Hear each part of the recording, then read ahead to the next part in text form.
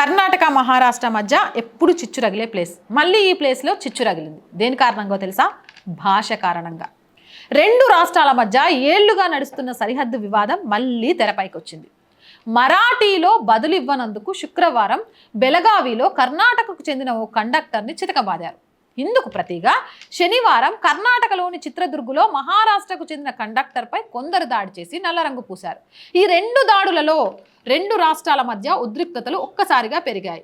ముందు జాగ్రత్త చర్యగా ఇరు రాష్ట్రాల మధ్య బస్సు సర్వీసులను నిలిపివేశారు. బెళగావిలో శుక్రవారం కర్ణాటక కండక్టర్పై జరిగిన దాడి తాజా ఉద్రిక్తతలకు కారణమైంది. ప్యాసింజర్కు మరాఠీలో బదులివ్వనందుకు కొందరు కండక్టర్పై దాడి చేశారు.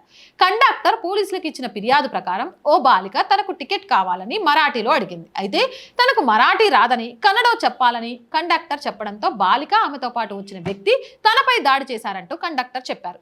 ఇప్పుడు నాకు మరాఠీ రాదు, కన్నడలో చెప్పమని ఈయన, మాకు కన్నడలో రాదు మరాఠీలోనే చెప్తామని వీళ్ళు గొడవ.